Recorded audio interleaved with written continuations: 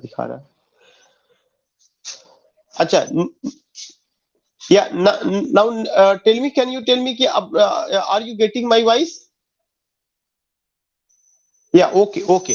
And I think it's visible. Let me proceed the session. Yeah, what I want to tell you, I was telling you कि whenever you go, whenever you try to understand, whenever you go with these two figures, with these two literary men, what you have to keep in your mind, I have already told you. Now the question is that कि why there is a third age, the dark middle age. Why the dark middle age? Why do you get such a type of title, the dark middle age? Remember,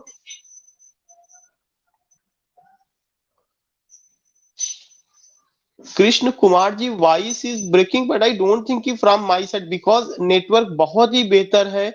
if the voice is breaking, it there is a chance poor connectivity from your side. क्या कोई, क्या और मुझे कोई बता सकता है मेरी आवाज ब्रेक हो रही है? Okay, okay. तो कृष्ण कुमार जी,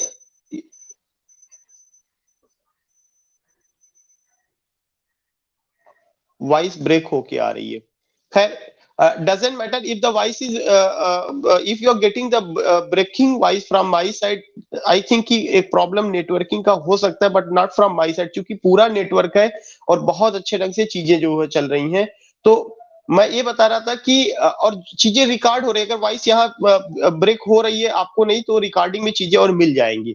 doesn't matter. So what I was telling you कि why the dark middle age, the dark middle age, because you will come to know कि the particular work in the field of literature, the particular work to make our society a better society, which you saw, which you found, you will come to know कि ये particular चीज जो है आपको इस as में नहीं देखने को मिलेगा. मीन्स फ्रॉम 1400 टू 1450, 1400 ईस्वी से लेकर के 1450 ईस्वी तक का जो पीरियड है, you will come to know there is what, there is infertility. Again, I would like to use the word, there is infertility. I would like to write, I would like to write, मैं erase करके मैं इसको लिखना चाहूंगा.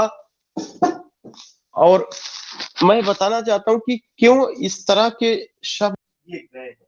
why do you find such a type of word, such a type of word? You will come to know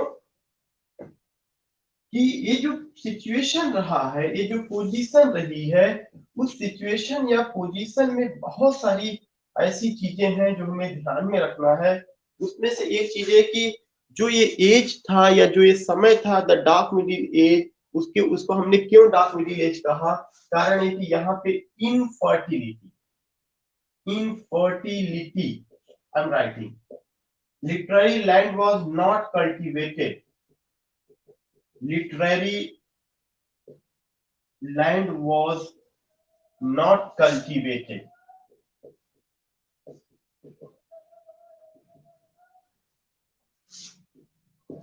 There was no, there was no literary pluff,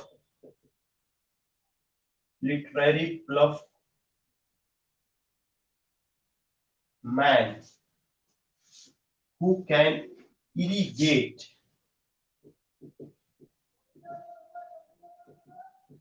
the land by his sweat and blood, by his sweat and blood. So remember that key, when I talk about this particular thing, what do you find here? Infertility. Infertility, literary land was not cultivated, there was no literary pluff man who can irrigate the land by his sweat and blood. कारण यह है कि हम चौसर और John Wycliffe जैसा आदमी इस as में पाते ही नहीं है. कोई काम ऐसा नहीं हुआ. सवाल ये उठता है कि जहां पे इतना बड़ा काम शुरू हुआ हो, चौसर जैसे लोग आते हैं जो तीन तीन लैंग्वेज में लिखते हो. चौसर के बाद जॉन वाइक्लिफ ने जिम्मेदारी प्रोज में संभाली. जहां पे drama miracle play, mystery play, morality play के रूप में, इंटरल्यूड के रूप में भी जिसकी शुरुआत हो चुकी हो, आखिर क्या ऐसा रीजन था, क्या ऐसा कारण था कि 1400 से लेके 1450 ईस्वी तक लगभग एक अप्रोक्सीमेट, ऐसा नहीं कि बिल्कुल यही एग्जैक्ट डेट है, साल 2 साल इधर से उधर हो सकता है, but you will come to know कि फ्रॉम 1400 टू 1450, 1400 से लेके 1450 ईस्वी तक का जो यह पीरियड रहा है, उस पार्टिकुलर पीरियड में you will not find such a type of work, मतलब you will not find any work, आपको ऐसा कोई काम मिलेगा ही नहीं जिस पर आप गर्व कर सके, या being the student of English literature जिस पर आप डिस्कस करें और जिस पर आप एक कह सके कि या you find a big name here, या you can just say कि I have read writers who belong to this field. So what I want to tell you, हमें इसको माइंड में ध्यान में रखना है।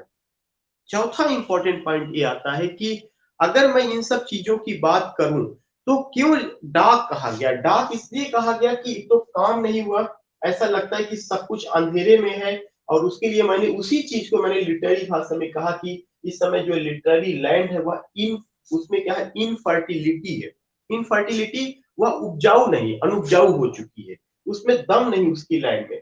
फिर मैंने लिखा literary land was not cultivated, कोई ऐसा लिटरेरी फार्मर नहीं था जो अपनी जमीन को उपजाऊ बनाया हो इस एज में। तीसरा पॉइंट मैंने लिखा there was no literary ploughman, कोई भी ऐसा लिटरेरी प्लफ मैन नहीं था who can irrigate the land by his sweat and blood, जो अपने खून और पसीने से इसको सींचा हो, जिसको कि हम क्लास में डिस्कस करें या जिस पर हम इतना समय एक तरह से स्पेंड करें और हम गर्व महसूस करें कि या आई एम टॉकिंग या we are discussing about this man या we are discussing about that man. So dark middle age में आपको ऐसा कोई chemistry, there is no literary chemistry, there is no literary work which you can means discuss here, या which I need to discuss here.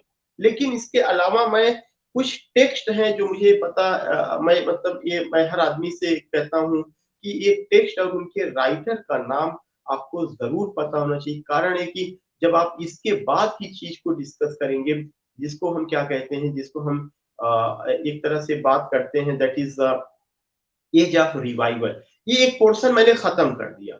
वह portion क्या था, the dark middle as तक। लेकिन इसके बाद कुछ ऐसे राइटर हैं और उनके टेक्स्ट हैं जो इन सब के बीच में आए हुए हैं, या थोड़ा सा इसके बाद भी हो सकता है वो चीजें रही हो, तो उन सब चीजों को आपको एक एक जगह कलेक्ट करना है। मैं फिर 4 डेट आपको बता दूं अभी तक जो मैंने आपको पढ़ाया है, उन 4 डेट में एक डेट मैंने आपको क्या बताया था, पीसेंट रिवोल्ट 1381 में मैंने बताया था, कहीं कहीं पे 1382 भी मिलेगा, but you have to go with 1381। मैंने ब्लैक डेथ की बात की थी, 1348 की मैंने बात की थी। मैंने बाइबल के ट्रांसलेशन की बात कही है, 1382 मैंने बात किया हुआ है। मैंने आपको इसके अलावा और किसकी बात कही हुई है, मैंने आपको इसके अलावा death of this man that was John बाइकली 1384।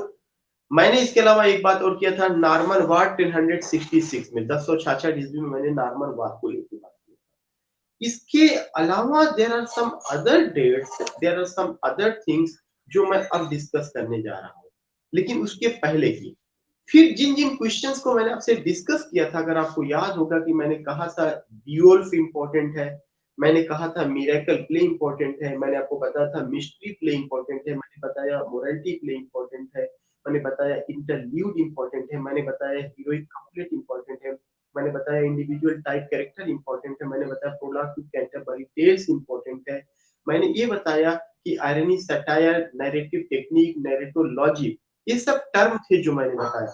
फिर मैंने फिर मैंने लगातार आपसे एक ही चीज को डिस्कस किया क्लास में, वह था रिफॉर्मेशन और आपका Renaissance. How do you find the basic characteristics of Reformation and Renaissance in the works of John Wycliffe, and this man means Geoffrey Chaucer. Now, I want to tell you, if you have any query related to these 3 ages, या these means Anglo-Norman period, दूसरा as of चौसर, तीसरा dark middle as, अगर आपके पास कोई query हो तो मैं उसको डिस्कस करना चाहूंगा। और अभी इसके बाद मैं कुछ टेक्स्ट हैं, कुछ ऑथर्स हैं, वो मेरी नजर में बहुत जरूरी है जो मुझे यही लिखवाना है, उस पर मैं आऊंगा। But let me tell you कि have you any query? Do you want to ask anything? Do you want to say anything? या कोई ऐसा पॉइंट जो आपको ना समझ में आया?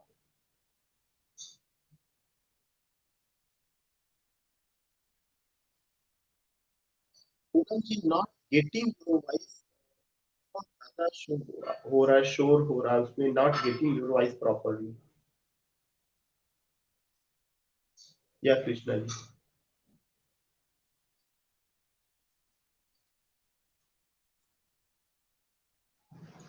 कैंटरबरी टेल्स का जो पोर्शन है वो पूरी तरह से क्या नहीं हुआ है, थोड़ा सा please raise your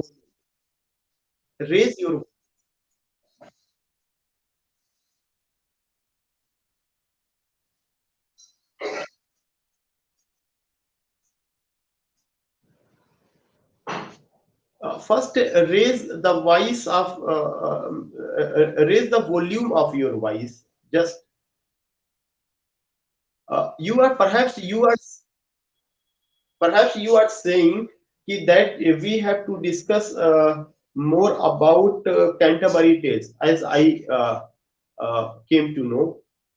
One thing I would like, yeah, Poonam madam.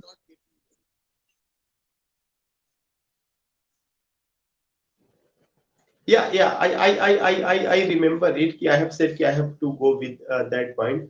One thing I would like to tell you कि when I talk about Canterbury Tales, then remember that कि ऐसा कोई point नहीं है जो, जैसे तो अभी जो characters की बात है, I have to go with 30 characters. हमें जो है 30 characters के साथ चलना चाहिए. But remember that कि जो 29 characters की बात आई हुई थी, उसको जो है मैं चेक नहीं कर पाया क्योंकि I was so busy these days and I didn't get time. Anyhow I got time to come with you. तो वो एक ऐसा पॉइंट है जो कि मुझे लगता है कि मैं उसको बाद में आपसे बात कर सकता हूँ. लेकिन अगर ये पॉइंट आता है कि हम लोगों को कैंटरबरी टेल्स को और डिस्कस करना चाहिए, तो रिमेंबर दैट कि कैंटरबरी टेल्स जो है एक लॉन्ग नैरेटिव वर्ड्स है और उसके कोई एस्पेक्ट ऐसे नहीं जो हम लोगों ने डिस्कस ना किया हो. जैसे मैं आपको बेसिक बात बता दूं कि कैंटरबरी टेल्स हीरोइक कपलेट में लिखा गया, पूरा हमने हीरोइक कपलेट डिस्कस किया. कैंटरबरी टेल्स में नैरेटिव टेक्निक है. सबसे पहले नैरेटिव टेक्निक को डिस्कस किया गया कि narrative technique is an art जिसमें by which writer tells the story. वह एक आर्ट होता है जहां पर राइटर क्या करता है, स्टोरी बताता है या स्टोरी की बात करता है. तीसरा पॉइंट मैंने आपको ये बताया कि उसमें इंडिविजुअल और टाइप कैरेक्टर है, उसको भी लेकर के नाइट की बात को लेकर के बात की गई. चौथा पॉइंट मैंने आपसे ये बताया कि उसमें जो है कुछ ऐसे कैरेक्टर्स हैं जहां पर कि जो रिलीजियस कैरेक्टर्स हैं जिसको लेके चौसन ने आयरनी और सटायर का यूज किया और उसको भी उन्होंने बात किया हुआ. याद होगा मैंने वर्ड यूज किया था मांग का, प्रायोरिस का, उन सब चीजों को लेकर के बात किया था. तो कि ये वहां पे आते हैं. और पांचवा पॉइंट मैं आपको बता दूं कि मैंने ये बताया था कि चौसर के जो कैरेक्टर्स हैं उसको लेकर के जो है जॉन डाइटन ने कहा हियर इज गॉड्स प्लेंटी, ये भी मैंने लिखवाया. और उसके बाद मैंने ये भी लिखवाया था कि मैथ्यू आर्नोल्ड कहते हैं कि there is no seriousness in the works of Chaucer. अगर आपको याद होगा ये भी बात. ये सारी की सारी बातें हमने कहाँ से किया था, कैंटरबरी टेल्स से किया था. फिर मैंने ये भी आपको बताया था कि उसकी जो स्टार्टिंग होती है अप्रैल मंथ से होती है और वे लोग विजिट करने जा रहे हैं. कहाँ पर विजिट करने जा रहे हैं, थॉमस बेकेट के श्राइन को विजिट करने जा रहे हैं. ये इतनी बातें थी जो कॉमन में, बाकी 64 थ्री लैंग्वेज में लिखे क्या क्या. तो 64 से रिलेटेड जो भी बातें हुई हैं उसका जो एप्लीकेशन किया गया, खासकर उनके जो लिटरेरी टेक्निक्स रहे हैं, चौसरियन स्टैंजा पे भी बात हुई, उसके अलावा और भी वर्ड यूज किए गए. उन सबको अगर आप देखेंगे ज्यादातर चीजें कोरिलेट की गई है प्रोलॉग टू कैंटरबरी टेल्स से.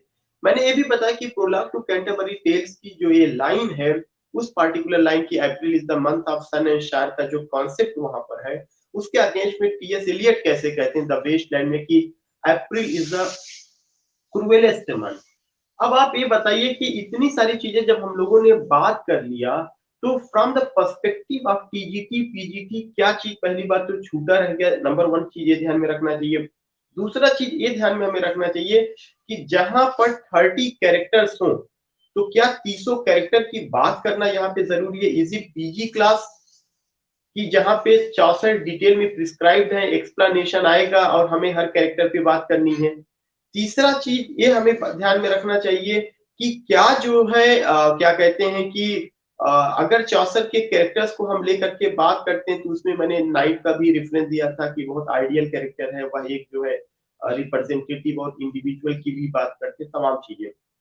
तो ऐसा नहीं है कि अगर हम सारे कैरेक्टर्स को बात करेंगे तो उस कैरेक्टर्स का मायने क्या है।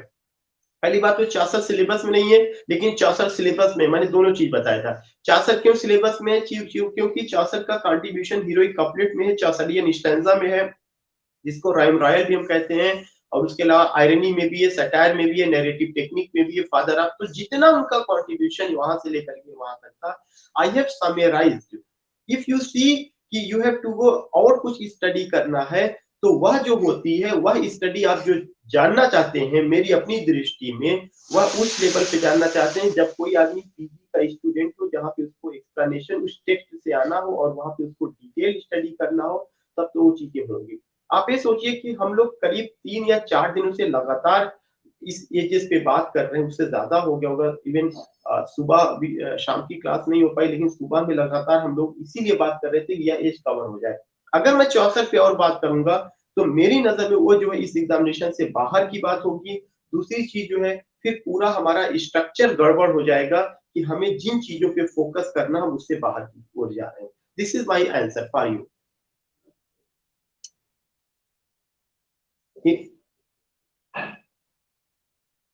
एनी अदर क्वेरी किसी का?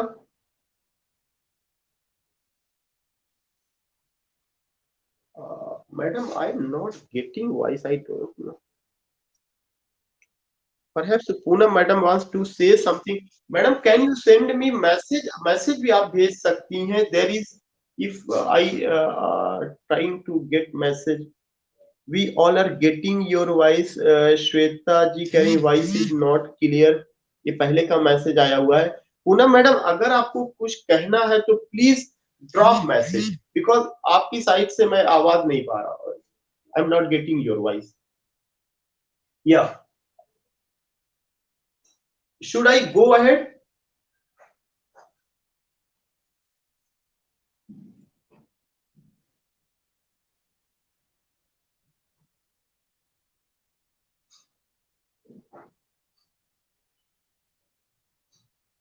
Okay. And remember that कि when I go, so what the text you have to go या what the text you have to take, कौन से ऐसे टेक्स्ट हैं जो आपको इसको लेकर के चलना चाहिए या इससे रिलेटेड है, वो मैं आपको बताना चाहूंगा। एक एक टेक्स्ट को मैं लिखवा रहा हूँ, आप उसको ध्यान में रखते चलिए और उन सारी चीजों को आपको क्या करना है, ध्यान में रखना है। सबसे पहला चीज तो जो आपको ध्यान में रखना है, there is a writer William Langland. इनमें से कुछ टेक्स्ट ऐसे हैं जो एज ऑफ रिवाइवल के भी आएंगे, लेकिन वो टेक्स्ट यहीं पे लिखना जरूरी है। क्यों जरूरी है? और हर आदमी को वो रटा होना चाहिए।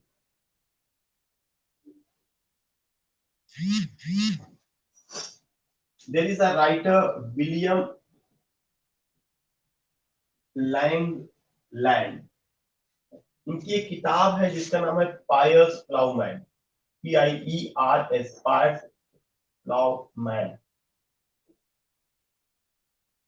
This is the name of the book, and the second author is William Langland, Pius Plowman.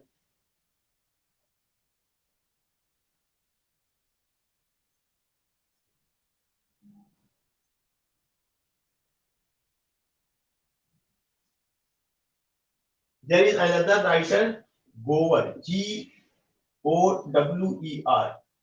The name of the book is Confessio Amantis. Confessio Amantis, Amantis. Now the third author is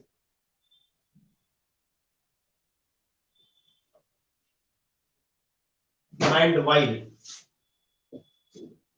Mandeville. Mandeville का Mandevile's Travels.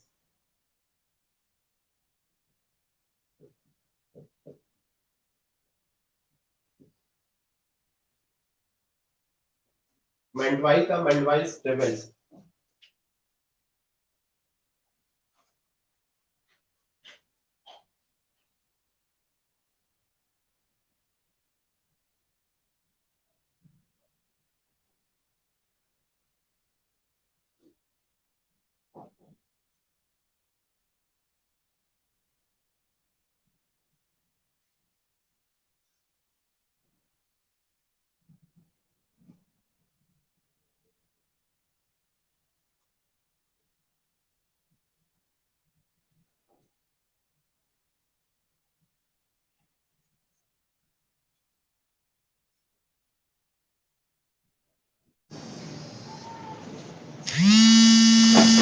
And now the next author you will come to know.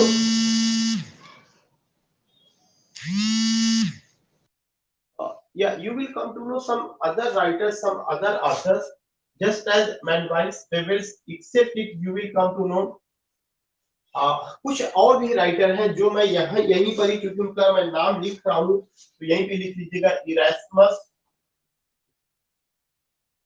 MUS, Erasmus का Praise of Folly, Erasmus Praise of folly,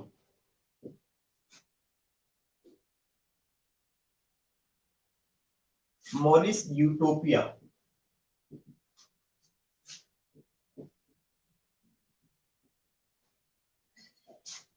next Roger Ascham Toxophilus,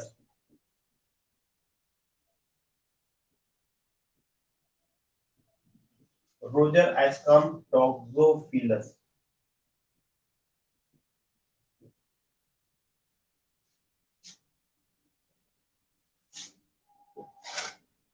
Thomas Malory's, Morte d' Arthur,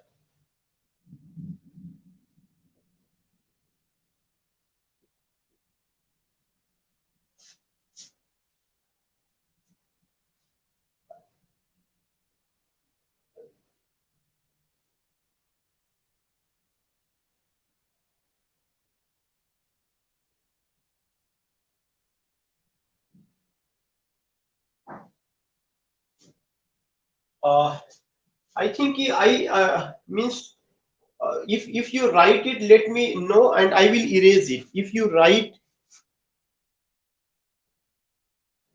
yeah,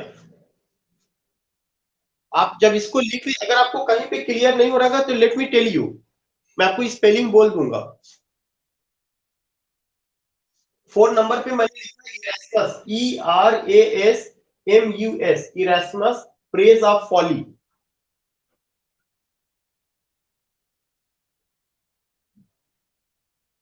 Erasmus Praise of Folly, या 6 number पे Roger Ascham, ROGER, Roger Ascham, ASCHASM, Roger Ascham का Toxophilus, TOXOPHILUS, Toxophilus, Roger Ascham टॉक्सोफिलस।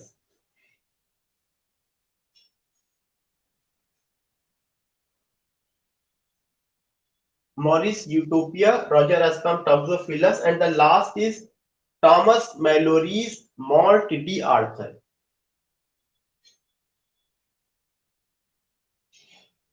और एक चीज मैं आपको बता दूं, इसमें से 3 टेक्स्ट बहुत इंपॉर्टेंट है। सबसे पहला विलियम लैंगलैंड का पायस प्लाउमैन, विलियम लैंगलैंड का जो पायस प्लाउमैन है, यह एक ऐसा टेक्स्ट है जो पीजेंट के बारे में बात करता, आम आदमी के बारे में, मिडिल एज में बात करता, इसलिए इसका इंपॉर्टेंस है। In this text, you will come to know कि William Langland talks about peasants in the Middle Ages, या talks about the common man in the Middle Ages, जहां पे बात करना आसान नहीं था common man के बारे में यहाँ पर। उसके अलावा एक और चीज आपको ध्यान में रखना है, there is a text 4th number पे, इरास्मस का प्रेज ऑफ फॉली, यह जो है प्रेज ऑफ फॉली जो है लिटरेरी टेक्निक्स के पॉइंट ऑफ व्यू से इंपॉर्टेंट है। मॉरिस का यूटोपिया बहुत इंपॉर्टेंट है, और यूटोपिया में यहाँ पे पहले भी मैंने आपको बताया था, मैं डिस्कस करना चाहूंगा कि यूटोपिया एक लैटिन वर्ड है, और लैटिन वर्ड में यूटोपिया का मतलब ये होता है कि अ प्लेस लाइक हेवन, एक ऐसी स्वर्ग जैसी जगह। यूटोपिया एक लैटिन वर्ड है जिसका मतलब होता है कि a place like heaven. So what I want to tell you कि ये चीज क्वेश्चन पूछा जा चुका है। मॉरिस का किताब का नाम यूटोपिया है, लेकिन ध्यान में रखना है कि ये जो होगा, यह कौन सा वर्ड है, लैटिन वर्ड है, जिसका क्या मतलब होता है कि अ प्लेस लाइक हेवन। इसी यूटोपिया का अपोजिट डाइस्टोपिया होता है, जिसका मतलब होता है कि अ प्लेस लाइक हेल। तो ये शब्द थोड़ा सा मैं वहां पे बता दे रहा हूँ, बाकी टेक्स्ट आपको ध्यान में रखना है। ये टेक्स्ट जो 7वें नंबर पे, that's very important, Thomas Malory's Morte d' Arthur. So what I want to say, what I want to tell you, you have to go with these points, you have to follow these things. हमें और आपको इस पर ध्यान रखना है, या हमें और आपको इन चीजों को फॉलो करना है, या इन चीजों को हमें आपको देखना है। So these are the text, these are the points which and everyone should follow, जो हमें आपको ध्यान में रखना चाहिए।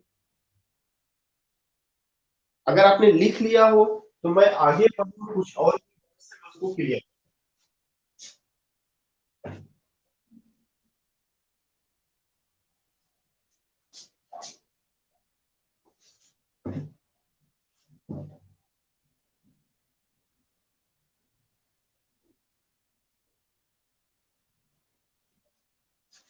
When I go with these things, तो ध्यान में आपको रखना है कि there is another work that is Tyndale's New Testament, एक TYNDALE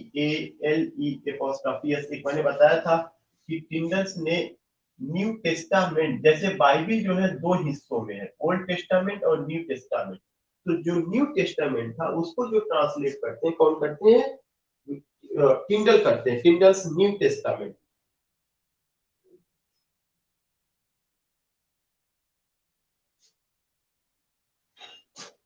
क्रैनमर्स the Great Bible, Cranmer's, ये सब याद होगा, मैंने बताया था, नाम लिखा था the Great Bible.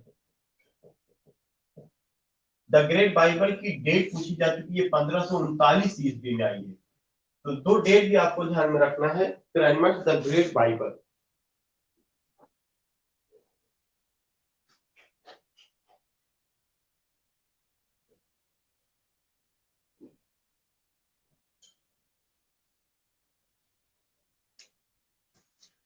So what I want to say, what I want to tell you, कि मैं अभी तक जो भी आपको पढ़ाया या जो भी आपको बताया, वो पूरा का पूरा पर्पस यही था कि कुछ डेट इंपॉर्टेंट है, कुछ टेक्स्ट इंपॉर्टेंट है, और उस एज की कुछ कैरेक्टरिस्टिक्स है जो मैं एक जगह जो आपसे डिस्कस किया।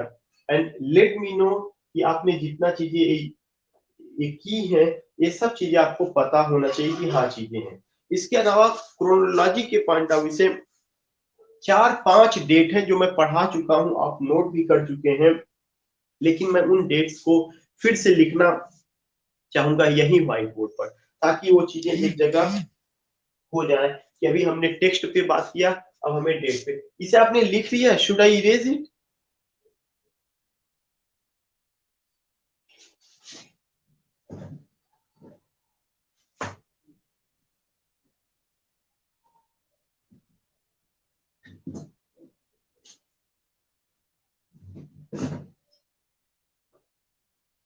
रिमेंबर दैट कि मैंने एक डेट लिखा था कि 1066 Norman war,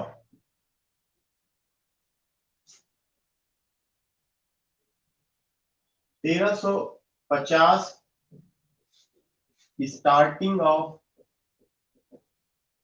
the age of Chaucer,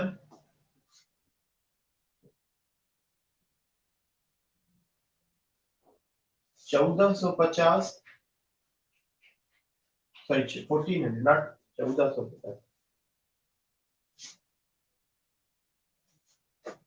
1400 closing of the age of Chaucer,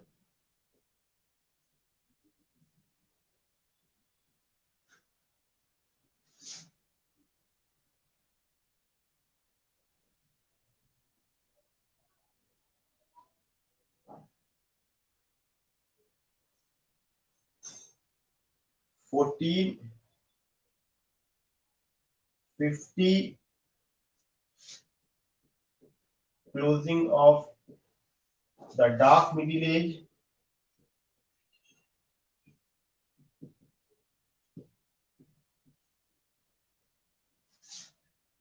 1450 to 1550 age of revival, जो 100 साल का चला था, एज ऑफ रिवाइवल पूरे यूरोप में चलता है, 1450 to 1550, 1453 Turk attacked Constantinople,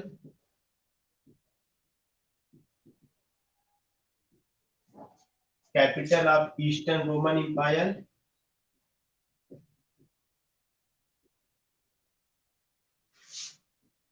capital of Eastern Roman Empire. 1492 discovery of America, discovery of America by Columbus.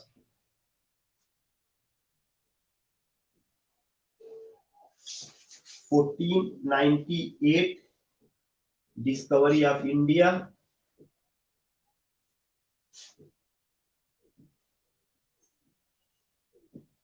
Bye Vasco da Gama, Vasco da Gama. तो ये डेट है, आप इसे नोट कर लीजिए। अभी और डेट मुझे लिखना है। 1066 ईस्वी में नॉर्मन वार हुआ है, हमें पता है।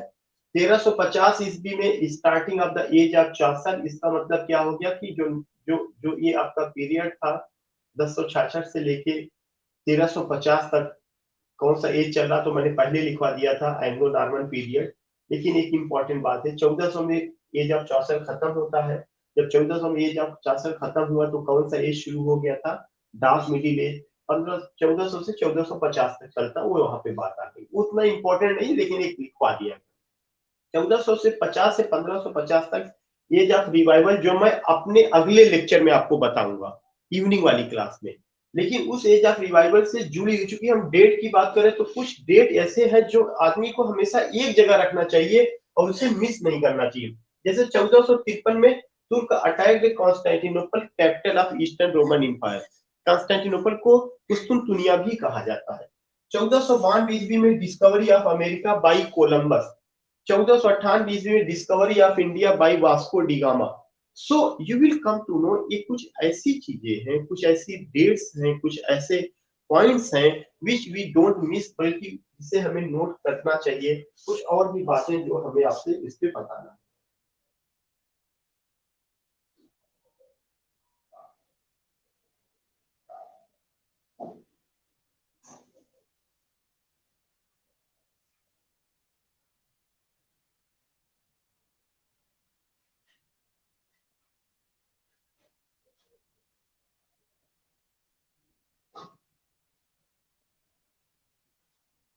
मैं इसे इरेज कर दूं?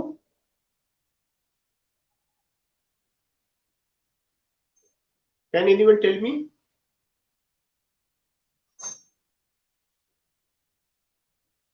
मेरी आवाज जा रही है? Hello?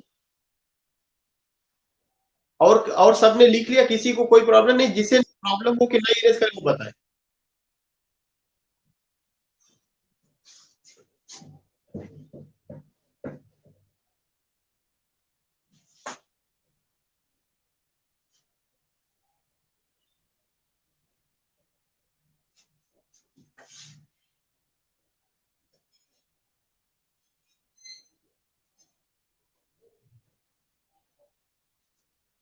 Now the next point which you have to remember, 1338, beginning of 100 years war with France. Beginning of 100 years war with France, 1338। France से एक युद्ध हुआ था 100 साल का।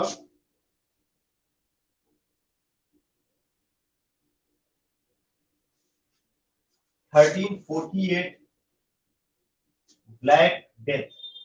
ये मैं बात कर चुका हूं, फिर भी मैं क्रोनोलॉजी एक जगह करा दे रहा हूं। 1381 peasant revolt.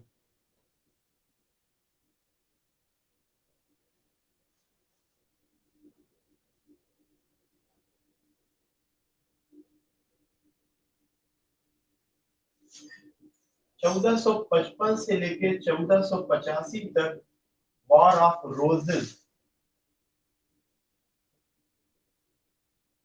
War of Roses.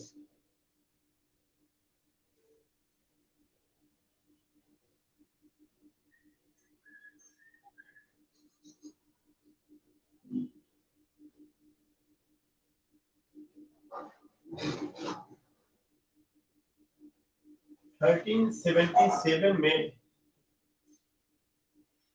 Starting of Lollard movement,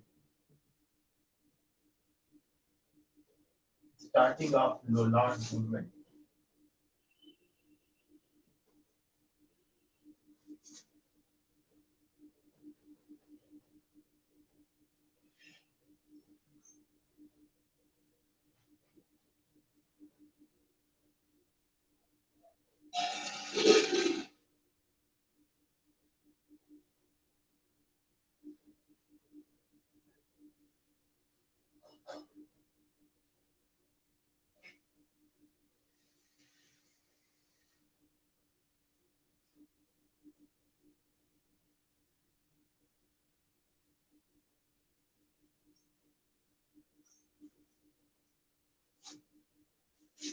fourteen seventy three में first book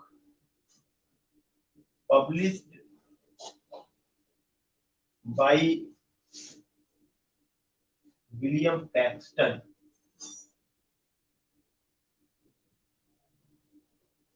at Bruges, Bruges, at Bruges।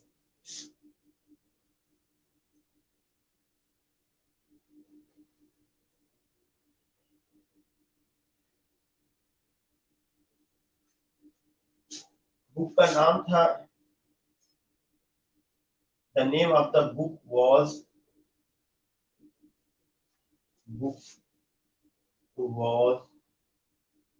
the Recul of the Recul, RECUYE, the Recul of the history of Troy, of the history of Troy।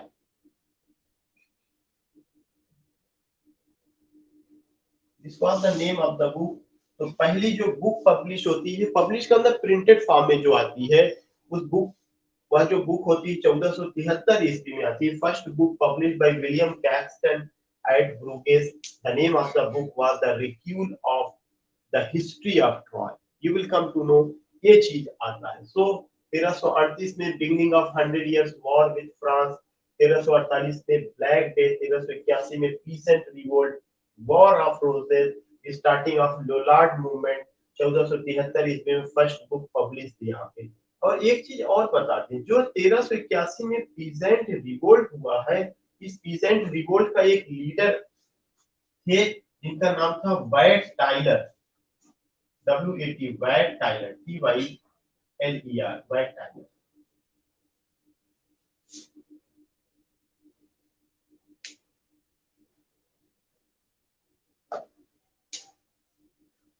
Can anyone tell me ki what is the time by your watch?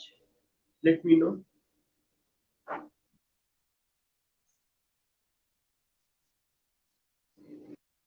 Not getting, not getting the anyone, I don't know.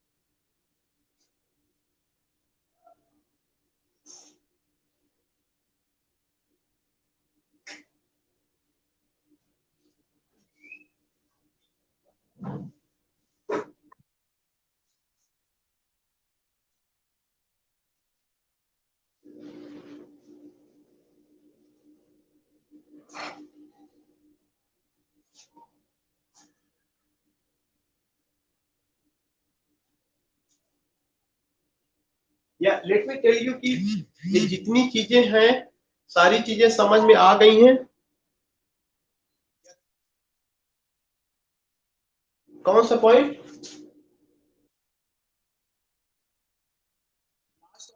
रकीम ji 1473 में first book published by William Caxton at Bruges. The name of the book was the Recuyell of the History of Troy. Bruges William Caxton तक तो आपको clear होगा क्योंकि नाम आपने सुना होगा. ब्रूगेस जगह का नाम BRUGES यूरोप में किसी जगह में थी, हो सकता है जर्मनी में रही हो, आई डोंट नो, लेकिन ये ब्रूगेस जगह. फिर उसके बाद है the name of the book was the Recuyell of the History of Troy. Recuyell की स्पेलिंग है RECUYELL of the History of Troy. The Recuyell of the History of Troy.